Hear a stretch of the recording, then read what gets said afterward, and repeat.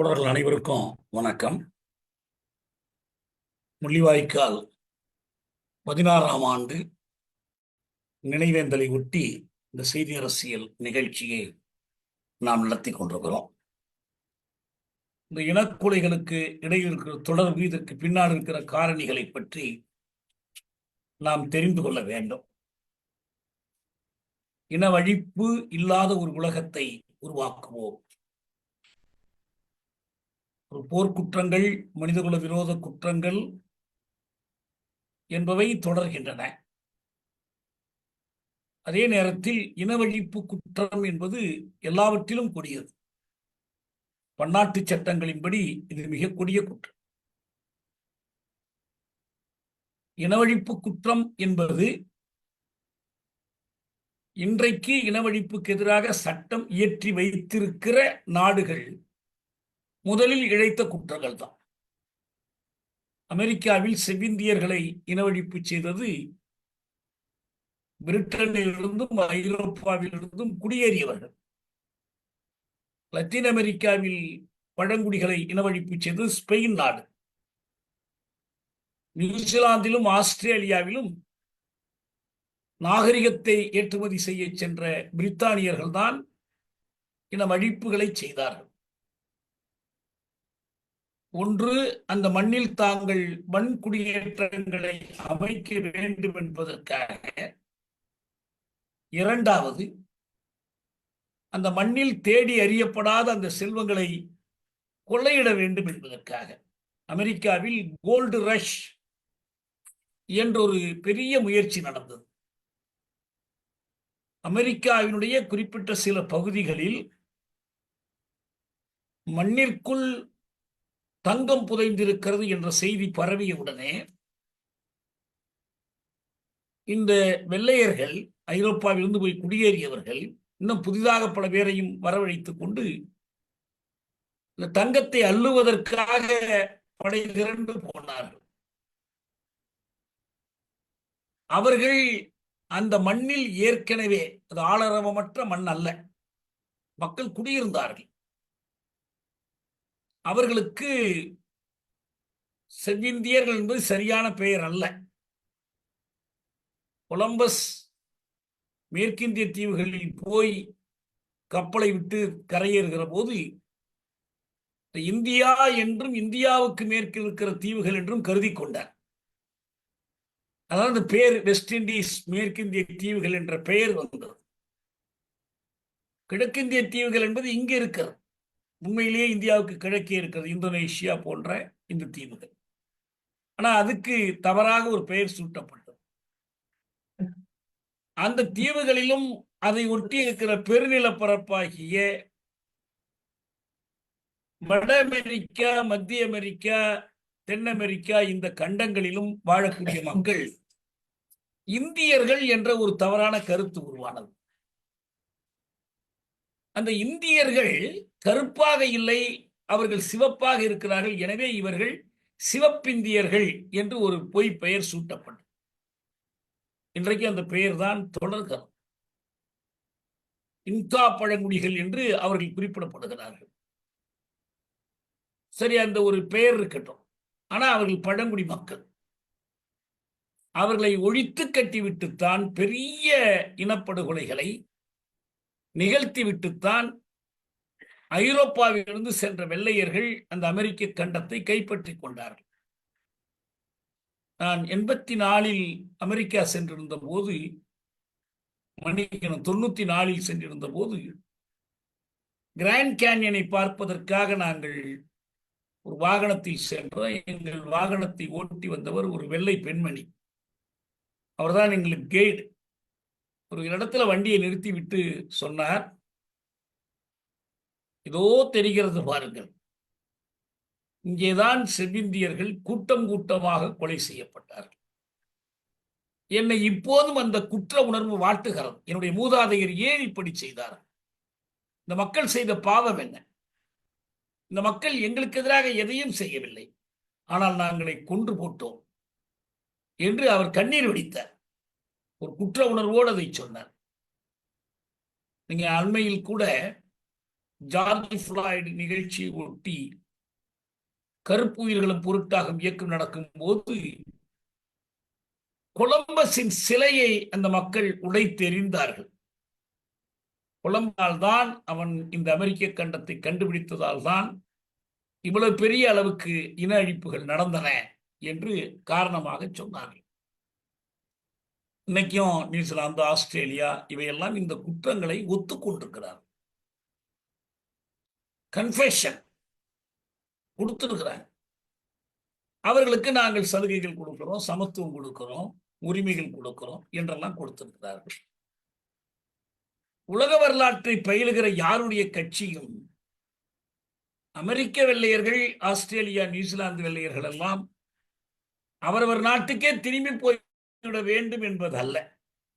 வெள்ளையர்கள் மட்டுமல்ல, வெள்ளையர்கள் ஆப்பிரிக்காவிலிருந்து தங்களுக்கு வேலை செய்வதற்காக விலைக்கு வாங்கி வந்த அடிமைகள், நீக்ரோக்கள் எனப்படுகிற கருப்பர்கள், அவர்களும் இன்றைக்கு அவர்களுக்கு ஆப்ரோ அமெரிக்கன்ஸ், ஆப்பிரிக்க அமெரிக்கர்கள் என்றுதான் பெயர். நீக்ரோ என்பது அங்கு ஒரு கெட்ட வார்த்தையை போல, நீக்ரோ என்று யாரையும் சொல்ல முடியாது. ஆப்ரோ அமெரிக்கன்ஸ் என்று அவர்களுக்கு பெயர். ஒயிட் அமெரிக்கன்ஸ், யூரோ அமெரிக்கன்ஸ் மாதிரி அவர்கள் ஆப்ரோ அமெரிக்கன்ஸ். எதுக்கு சொல்ல வர்றோம்னா, செந்தில் விளக்கமா சொன்னார், ஐநா மனித உரிமை உயர் ஆணையர் ரோதால் உசைன் இருந்தபோது அவர்தான் 2015 உயர் ஆணையராக இருந்தார். அப்போதான் OISL report, office of the high commissioner, அவருடைய இன்வெஸ்டிகேஷன் ரிப்போர்ட் ஆன் ஸ்ரீலங்கா முன்வைக்கப்பட்டது. அப்ப அவர் சொன்னார், ஏன்னா அப்ப ரணில் விக்ரமசிங்க சொன்னார், எங்க நாட்டு சட்டத்தில் இனக்கொலை என்று ஒரு குற்றம் இல்லை. அதே போல பிற்காலத்தில் கோட்டபய வந்த போதும் சொன்னார். இப்ப இவர் சொன்னார், நீங்கள் குற்றம் இல்லை என்றால் அதை குற்றத்தை எழுதுங்கள். ஒரு நாட்டு சட்டத்தில் கொள்ளையடிப்பது குற்றம் இல்லை என்று இருக்க முடியாது, கொலை செய்வது குற்றம் இல்லை என்று இருக்க முடியாது.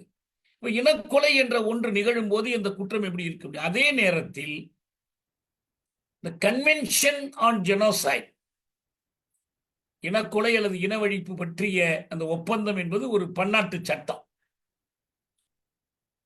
அது ரஃபேல் லம்கினால் வரையப்பட்டது. இரண்டாம் உலகப் போர் காலத்தில் அப்படி ஒரு சட்டம் இல்லை. ஆனால் உலகப்போர் அனுபவங்களை வைத்துக் கொண்டு இக்காலத்தில் அது எழுதப்பட்டது. அந்த சட்டம் 163 நாடுகள் அதில் கையொப்பமிட்டிருக்கின்றன. 163 நாடுகள் அதில் கையொப்பமிட்டிருக்கின்றன. அப்படியானால் இந்த சட்டத்துக்கான பொறுப்பு அந்த நாடுகளை சேர்ந்தது.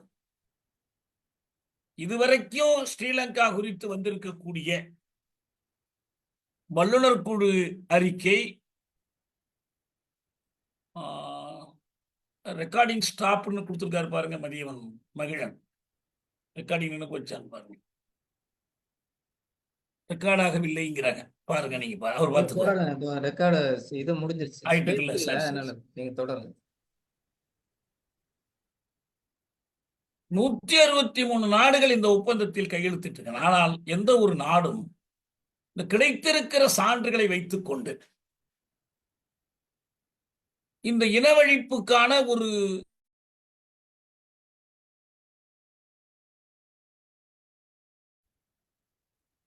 அதேபோல் பன்னாட்டு குற்றவியல் நீதிமன்றம் இருக்கிறது, international criminal court, ICC, international court of justice வேற, ICJ. அது ஆனால் ரெண்டுக்கும் தி ஹேகில் தான் தலைநகரம், அதனுடைய இருப்பிடம். இங்க சிறை கூட இருக்கு, அந்த கோர்ட்ல தண்டிச்சால் சிறையில் அடைக்கிற வழி கூட இருக்கு ICC-ல.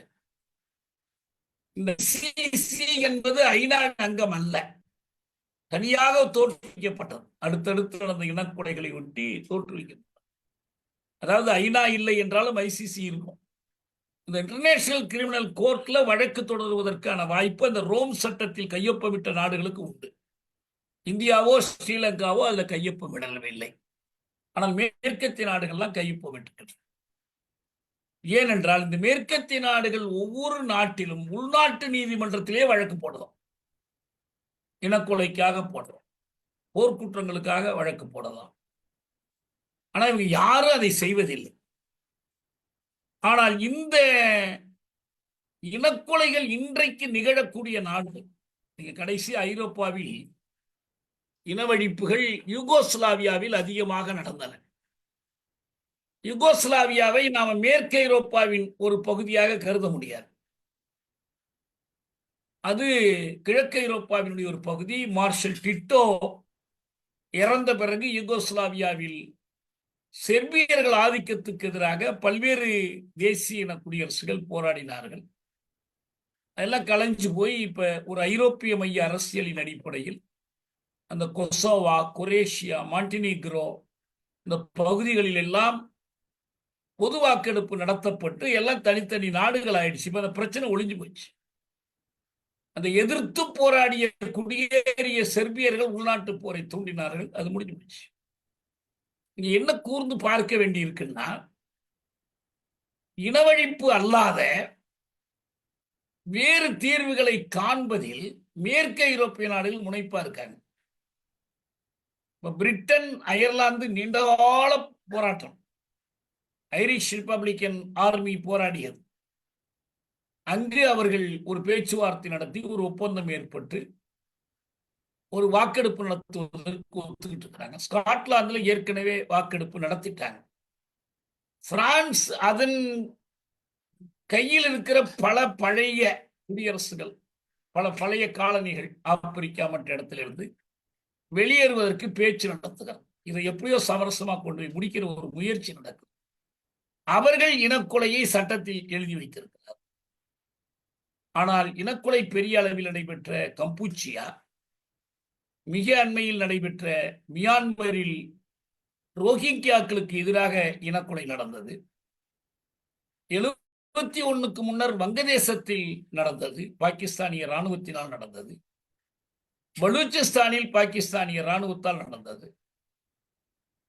இலங்கையில் சிங்கள இராணுவத்தினாலும் சிங்கள இராணுவத்திற்கு துணை சென்ற இந்திய இராணுவத்தினாலும் நிகழ்ந்தது. இதெல்லாம் முடியல. இந்த நூற்றாண்டின் முதல் இனவழிப்பு சூடானில் நிகழ்ந்தது. சூடானில் இருக்கக்கூடிய தார்பூரில் நிகழ்ந்தது. சூடானுக்கும் தெற்கு சூடானுக்குமான சிக்கலில் தெற்கு சூடானில் 2004 ஒரு ஒப்பந்தம் போட்டு ஒரு பொது வாக்கெடுப்பு நடத்தி தெற்கு சூடான் தனி நாடாகிவிட்டது. சூடானில் இனவழிப்பின் அடையாளமாக அந்த நாட்டின் ராஜபக்சேவாக கருதப்பட்ட அல் பஷீர் ஆட்சியிலிருந்து தூக்கி எறியப்பட்டார். அவர் மீது இனக்கொலை குற்றச்சாட்டே இருக்கிறார். அவர் மீது வழக்கு இருக்கிறார். என்ன ஒரு போக்கு என்றால், இந்த ஆசிய நாடுகள் இந்த முறையை கடைபிடிக்கும். இந்த இடத்தில் தான் நான் ஒன்றை நினைவூட்ட விரும்புகிறேன். ஈழம் தொடர்பாக தமிழ்நாட்டில் நிகழ்ந்த சர்ச்சைகளை முன்வைத்து ஈழம் மெய்ப்படும் என்று ஒரு புத்தகத்தை நான் எழுதினேன். அதில் இதற்கு இவர் காரணம், அவர் காரணம், சொந்த பகை காரணம், இப்படி பல இது காட்டுறாங்க. ராஜீவ்காந்தி கொலையை ஒட்டி காங்கிரஸ் தலைமைக்கு இருந்த சொந்த விரோதத்தை ராஜபக்சே தனக்கு சாதகமாக பயன்படுத்தி கொண்டார் என்று மூவல்லுனர் ஐநா குழு அறிக்கை தெளிவா சொல்லுது. ஆனா அது மட்டுமே காரணம் அல்ல. அதுக்கு மற்ற காரணிகள் ஒத்து வந்தாதான் செய்ய முடியும், இல்லைன்னா செய்ய முடியாது. ஏனென்றால் ஏன் இந்த மற்ற நாடுகளில் நடக்கிறது? இந்தியாவுக்கு என்ன நோக்கம்? மன்னார்ல எண்ணெய் எடுக்கலாம், அல்லது ஈழம் மலர்ந்தால் அது தெற்காசியா முழுவதிலும் ஒரு தாக்கம் ஏற்படுத்தும். எப்படி கியூபாவின் பிறப்பு லத்தீன் அமெரிக்க நாடுகளில் ஒரு தாக்கம் உண்டு பண்ணியது. நிக்காரகுவாவில், எல்சால்வடாரில், வெனிசுவேலாவில், பெருவில், பொலிவியாவில் மக்கள் எழுச்சிக்கு வழிவகுத்தது. ஒரு இளஞ்சிவப்பு புரட்சி அந்த நாடுகளில் நடப்பதற்கெல்லாம் அது காரணமாக இருந்தது. சிலேயில் சால்வடார் அலண்டேயினுடைய எழுச்சி கியூபாவினுடைய எதிரொலிதான். அப்ப இங்கு அப்படி ஒன்று வந்தால் இந்த அமெரிக்காவினுடைய அடிவயிற்றில் குத்தீட்டியாக குத்தி கொண்டிருக்கிற கியூபாவை போல தெற்காசியாவில் ஈழம் அமையும். எனவே தெற்காசிய காவல்காரனாக தன்னை கருதி கொள்ளுகிற இந்தியாவுக்கு அது பகையாக கருதப்பட்டு, எனவே இதை ஒடுக்க வேண்டும் என்று இந்திய வல்லரசு துடித்தது. இது காங்கிரஸா பாஜகவா அல்லது வேறு கட்சிகளா என்பதில் இந்திய வல்லரசியத்தினுடைய கொள்கை அது. அதற்கு இன்னொரு காரணத்தை அந்த நார்வே நாட்டைச் சேர்ந்த ஒரு தற்சார்பு அமைப்பு, சிஎம்ஐ என்று நினைக்கிறேன், அவர்கள் அதில் காரணம் சொல்லி இருக்கிறார்கள். ஒரு ஆசிய மாடல், ஒடுக்குமுறைக்கான ஆசிய மாடல், வளர்ச்சிக்கான ஆசிய மாடல் அல்ல. அந்த ஆசிய மாடல் என்னவென்றால், இந்த போராட்டங்கள் ஆயுத போராட்டங்களாக மாறும்போது விடுதலை போராட்டங்களை ஈவிரக்கமின்றி அழிப்பது. அப்பாவிகள் மரணத்தை பற்றி கவலைப்பட்டால் இதை ஒடுக்க முடியாது. எனவே இராணுவ பார்வை இல்லாமல், அறம் சாராமல் ஒழிச்சு கட்டுவது, இது மேற்கத்திய நாடுகள் கடைபிடிக்கக்கூடிய சட்ட விதிகளுக்கு முரணாக கூட இருக்கும். ஆனா இந்த நாடுகள் இதை இந்தியா முனைந்து எடுத்தது. இந்தியாவை பொறுத்தவரை இதற்கு மிக முக்கியமான காரணமாக உள்துறை அமைச்சராக இருந்த சிதம்பரம் அவர்தான் அந்த சல்வாஜுடன் அமைத்தவர். அவர்தான் பச்சை வேட்டைக்கு காரணமாக இருந்தவர். அவர்தான் ஈழ இனப்படுகொலையை ஒரு முன்மாதிரியாக உருவாக்கியது. அந்த ஏசியன் மாடல், ஆசிய உருக்காட்டு முற்காட்டு என்று நான் எழுதியிருக்கிறேன். அவங்க என்ன பண்ண பார்த்தாங்கன்னா, இதற்கு ஒரு சோதனை களமாக ஈழத்தை இந்திய வல்லரசு பார்த்து, சரி நம்ம தப்பிச்சுக்கலாம், இதிலிருந்து அதிகமா மாட்டிக்க மாட்டோம், குற்றச்சாட்டு பூரா சிங்கள அரசு மேல வந்துடும், ராஜபக்ஷ மேல வந்துடும் என்று அவர்கள் முயன்றார்கள். இப்ப அதைத்தான் நாம் என்ன பார்க்கிறோம்னா, 2010 பஸ்தார்ல பார்த்தோம். இப்ப மீண்டும் 2025 பார்க்கிறோம். மணிப்பூரில் பார்த்தோம், காஷ்மீரில் பார்த்தோம். மக்கள் ஓரளவுக்கு ஒழுங்கமைந்தவர்களாக தொடர்ந்து போராடி கொண்டு போறாங்க. எல்லா வடிவங்களையும் கையாள தெரிந்தவர்களாக இருந்த காரணத்தினால் பஸ்தார் போல ஒரு பெரிய அளவிலான இனவழிப்பு நிகழாமல் தப்பித்தார்கள். ஆனா அந்த கூறுகள் தான் அதுல கூறாய். இதுல எச்சரிக்கையா நாம் சொல்ல வேண்டியது என்னன்னா, இந்த அரசு கடைபிடிக்கக்கூடிய அந்த வளர்ச்சி பாதை முரட்டுத்தனமாக நிலத்தில் பொதிந்திருக்கிற கனிம வளங்களை திருடுவது, சுரண்டுவது. நம்ம டங்ஸ்டன்ல அதை தடுத்தோம். எல்லா இடத்திலும் தடுத்து கொண்டே இருக்க முடியும்னு அர்த்தம் இல்லை. இப்பயும் நம்ம என்ன பண்றோம், அந்த பாறைகளை வெட்டி எடுத்துக்கிட்டு போறாங்க, கனிம வளங்கள் கொள்ளையடிக்கிறாங்க. ஊழல் அரசியல்வாதிகள் அதுக்கு உடந்தையாகவும் இருக்கிறாங்க. இதற்கு எதிர்ப்பு மிக தீவிரமாக முனைப்பாக வந்துச்சுன்னா இங்கே இதே வழிமுறைகளை கையாளுவார்.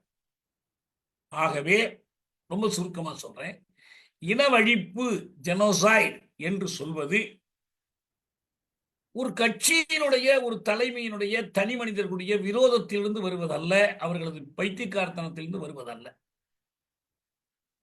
இதன் வித்து இன ஒடுக்குமுறையில் இருக்கிறது. தேசிய இனத்தினுடைய தன் தீருரிமையை, தன்னுரிமையை, விடுதலை பெறுகிற உரிமையை மறுப்பது, அது வளர்ந்து அரச அடக்குமுறையாகி, அரச ஒடுக்குமுறையாகி, இனப்படுகொலையாக அதுதான் முற்றுகிறது. இன்றைக்கு அது ஆளுகிற வகுப்புகளுக்கான ஒரு தேவையாக இருக்கு.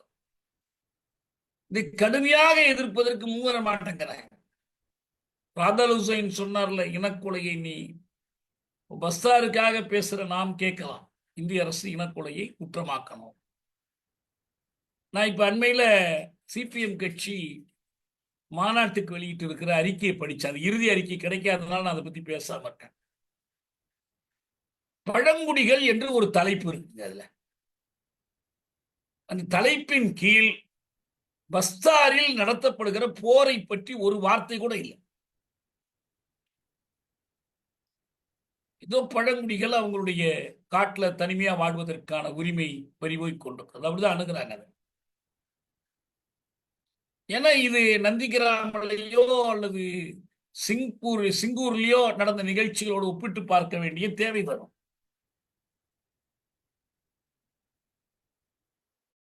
அதனால வேண்டி இன அழிப்பு என்பது ஒரு அமைப்பினுடைய ஒரு வளர்ச்சி பாதையினுடைய விளைவு. இதை எதிர்த்து போராட தவறினால் யாருக்கு வேண்டுமானாலும் இது வரும். இதான் உண்மை. இது ஒன்று தெரிந்து கொள்ள வேண்டிய செய்தி. இரண்டாவது, இந்த நேரத்தில் நான் குறிப்பிட்டு சொல்ல விரும்புகிறது, இனவழிப்புக்கு எதிராக நாம போராடுகிற போது, ஈழத்தமிழர்களுக்கான ஈடுசெய் நீதிக்காக நாம் போராடுகிற போது, இந்த போராட்டத்தில் நாம் எப்படியெல்லாம் இணைந்திருக்கிறோம், யாரை இணைத்துக் கொள்கிறோம், எப்படி மக்களுக்கு விழிப்பூட்டுகிறோம் என்கிற போது,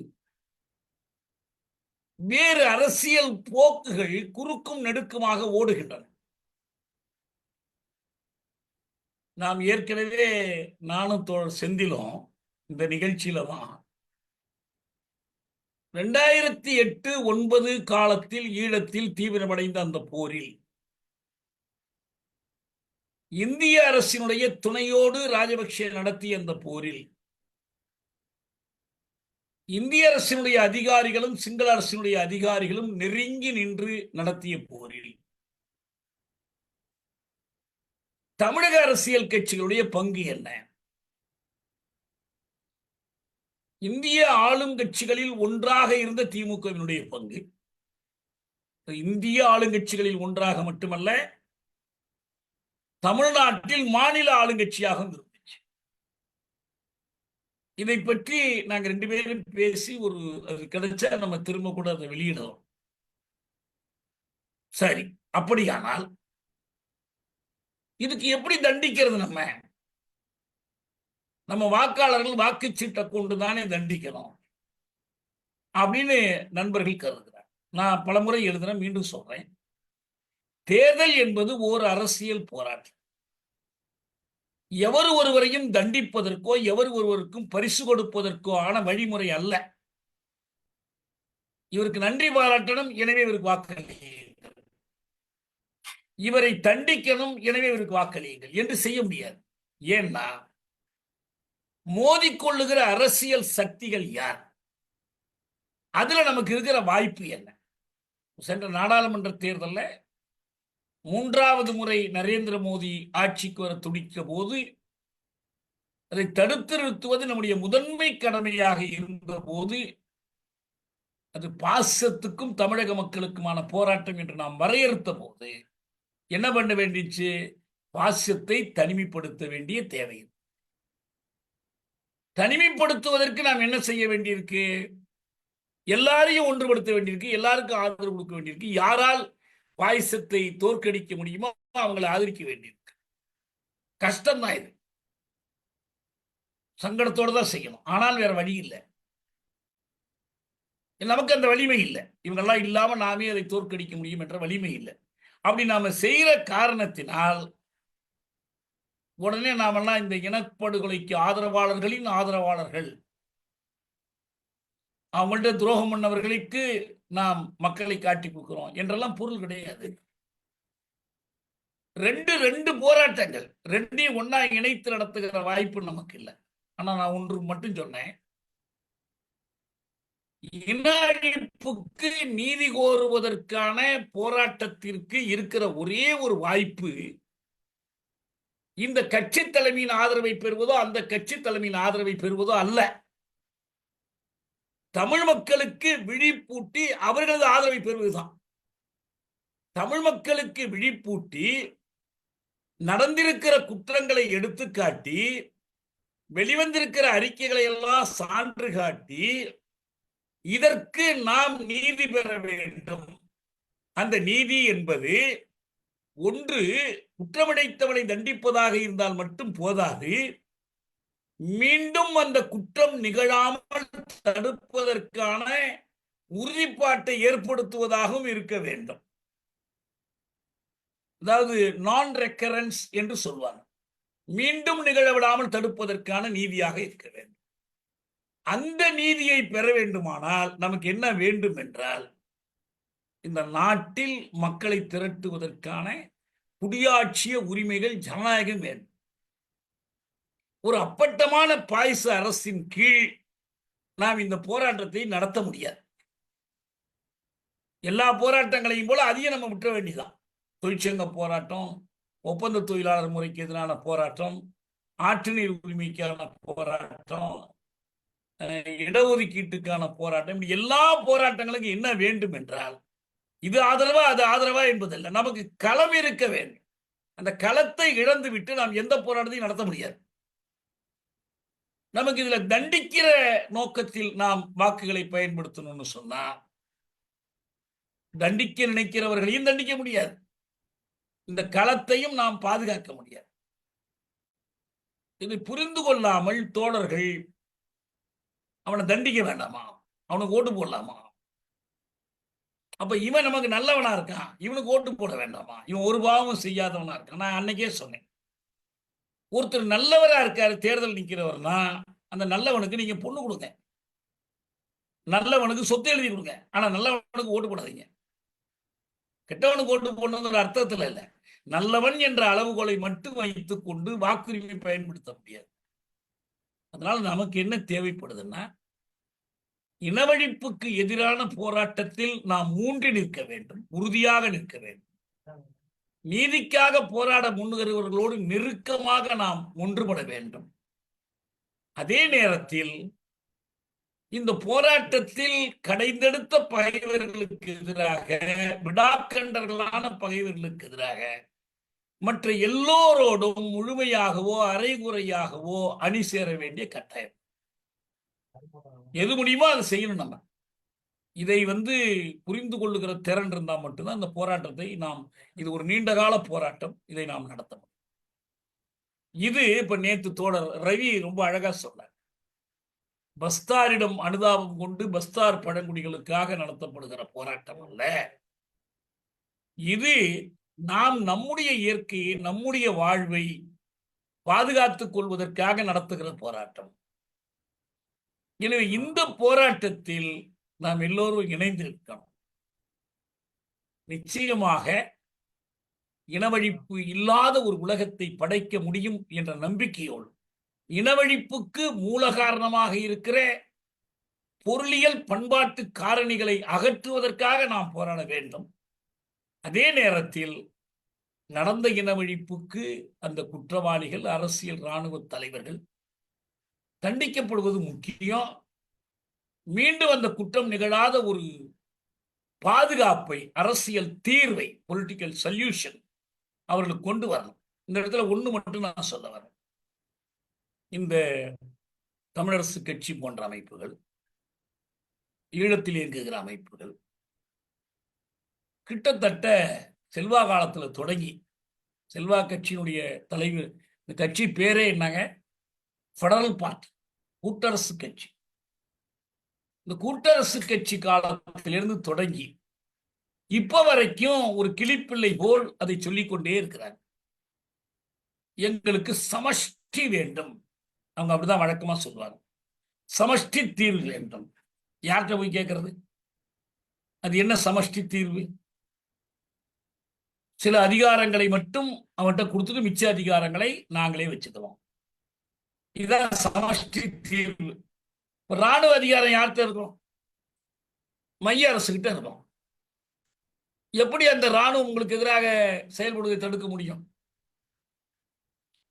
அவனுடைய நடவடிக்கைகளுக்கு அயல் ஆதரவு பெறுவதற்கான அதிகாரம் எங்க இருக்கும்? எப்ப சமஷ்டி தீர்வு சரியா இருக்கும்னா, ரெண்டு தரப்பும் சமமாக இருந்து ரெண்டு பேரும் சேர்ந்து ஒரு புதிய அரசமைப்பை உருவாக்குகிற போது அது சாத்தியமா இருக்கும். அமெரிக்காவில் நடந்தது போல பாகுபாடு இருக்கக்கூடாது, அப்படியெல்லாம் இல்லை. அதனால இது வேஸ்ட், நேரத்தை வீணடிக்கும். போகாத ஊருக்கு வழிகாட்டுகிற வேலை. இப்ப இங்கேயும் கிளம்பி இருக்கிறாங்க சில பேர். என்ன கூட்டரசு கோட்பாடு எப்படி எங்க இருந்து வரும்? அது நம்ம செய்ய வேண்டியது என்னன்னா, நம்ம கோரிக்கைகளுக்காக போராடுவோம். ஐக்கிய நாடுகள் அமைப்பினுடைய பட்டயம் ஏற்றுக்கொண்டிருக்கிற பல்வேறு பன்னாட்டு ஆவணங்கள் ஏற்றுக்கொண்டிருக்கிற ஒவ்வொரு தேசிய இனத்திற்குமான தன்னுரிமை, தன்னுரிமைக்காக நாம் போராடணும்.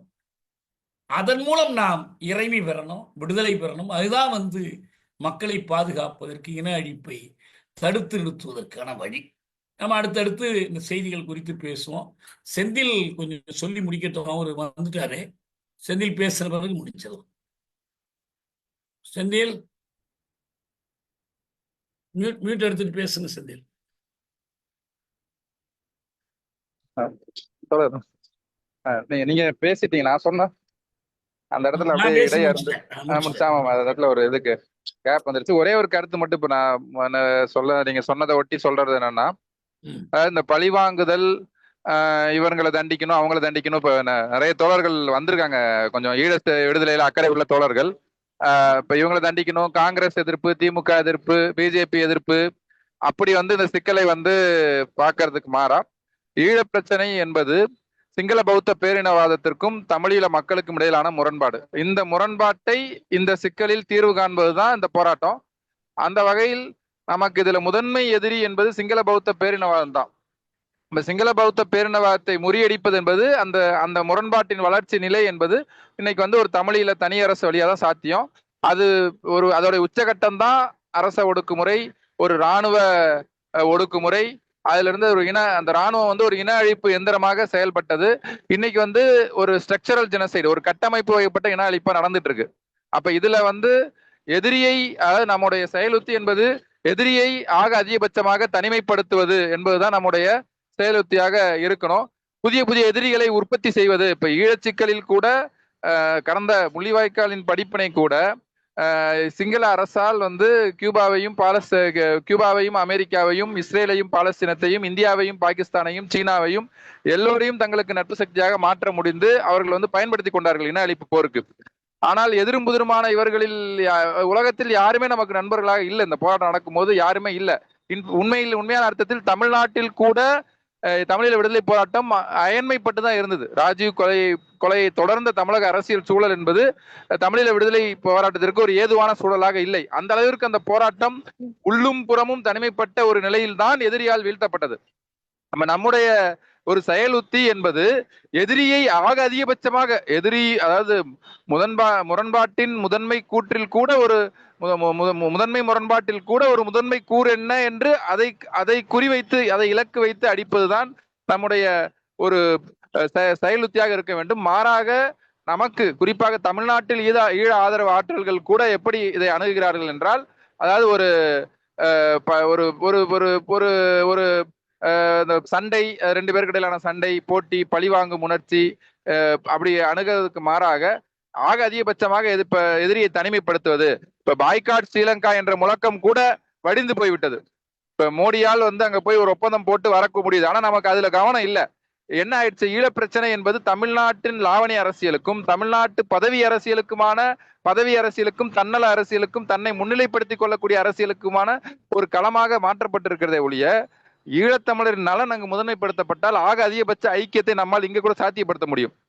ஆனால் ஈழத்தமிழர்களின் நலன் என்பதற்கு மாறாக தன்னலனை, ஒரு குறுகிய அரசியல் நலன்களை முன்னிலைப்படுத்துவதன் மூலம் ஈழத்தமிழர்கள் மீண்டும் ஒரு முறை பலியிடப்படுகிறார்கள். அப்ப உண்மையிலேயே வந்து இந்த ஐக்கியத்திற்கு எதிராக நிற்பதன் மூலம் ஈழத்தமிழருக்கு எதிராக, ஈழத்தமிழர் நலன்களுக்கும் இந்த இன அழிப்பு நீதி என்ற நலனுக்கு எதிராகவும் நிற்கக்கூடிய நிலைதான் தமிழ்நாட்டில் இருந்து கொண்டிருக்கிறது. அது வந்து இப்ப அது திமுக ஆகட்டும், அதிமுக ஆகட்டும், காங்கிரஸ் ஆகட்டும், அல்லது பிஜேபி ஆகட்டும், இந்த கோரிக்கைக்கு அவர்களை வர வைக்க வேண்டும். அதுக்குதான் நமக்கு செயலுத்தி. அவர்கள் எல்லோரும் சிங்களர்களுடைய கூட்டாளி என்று சொல்லி அவர்களை எல்லாத்தையும் கூட்டு சேர்த்து அதிக எதிரிகளை உற்பத்தி செய்யக்கூடியக்காக நம்முடைய போராட்டம் அல்ல. எனவே முதன்மை எதிரியை தனிமைப்படுத்துவது என்ற நோக்கில் நாம் இந்த போராட்டத்தை அணுக வேண்டும். அதோட நான் நிறைவு செஞ்சுக்கிறேன் தோழர். நான் ஒண்ணு கடைசியா சேர்த்து சொல்லிடுறேன். என்னன்னா, முள்ளிவாய்க்கால் நினைவேந்தல், இனவழிப்புக்கு நீதி கூறுதல் என்பது வெறும் உணர்ச்சி சார்ந்த முழக்கங்களால் மட்டும் நிறைவேறக்கூடியது அல்ல. திட்டவட்டமான கோரிக்கைகள் எழுப்பப்படும். நாம் அப்படி சில கோரிக்கைகளை இல்லாமல், இப்ப ஒரு கட்சியில வந்து நினைவேந்தல் ஒரு பெரிய கூட்டத்தை கூட்டுறாங்க. ஆனா அங்க பேசுறது பூரா உள்ளூர் அரசியல பேசிட்டு இருக்காங்க. அதுல ஒரு பயனுமே இல்லை. நீங்கள் நினைவேந்தல் ஈழத்தமிழர்களுக்காக ஒரு கூட்டம் கூட்டுறீங்கன்னா, ஈழத்தமிழர்களுக்காக என்ன செய்யப்பட வேண்டும், தமிழ்நாட்டு மக்கள் என்ன கோரிக்கைகளை எழுப்ப வேண்டும், இந்திய அரசை நோக்கி என்ன கோரிக்கைகள் நம்ம எழுப்ப போறோம், உலக சர்வதேச சமுதாயத்தை நோக்கி நம்ம என்ன கோரிக்கைகள் எழுப்ப போறோம், அந்த கோரிக்கைகளே இல்லாமல், அந்த கோரிக்கைகளுக்கான ஒரு செயலொற்றுமை கூட உருவாக்காமல் சும்மா கண்ணீர் வடிக்கிறோம் அப்படின்னு சொல்றதுனால ஒரு பயனுமே இல்லை. இது நீண்ட காலமா ஈழச்சிக்கல்ல நம்ம பார்த்துட்டு இருக்கிறது. போர்க்காலத்தில் கூட நம்ம அந்த போரை நிறுத்துவதற்கு என்ன செய்யணுங்கிற கோரிக்கைகளை காட்டிலும் இந்த போரை பற்றிய செய்திகளை பேசி யார் இதுல அதிகமா கண்ணீர் வெடிச்சது, யார் அதிகமா துடித்து எழுதுதுங்கிற போட்டியா மாறினுச்சு. அந்த கோரிக்கைகளை நாம் ஈழத்தமிழர் வாழ்வுரிமை கூட்டமைப்பு சார்பில் ஒரு மாநாடே நடத்தி தீர்மானங்கள் போட்டு எல்லாத்தையும் முன் வச்சிருக்கோம். இப்ப அந்த கோரிக்கைகள் தான் முதன்மையானவை. அதை நம்ம இப்ப நம்ம கடைசியா இப்ப செந்தில் குறிப்பிட்ட அந்த அறிக்கையில் அந்த கோரிக்கைகள் இருக்கு, நாம் வெளியிடுவோம், படிக்கலாம்.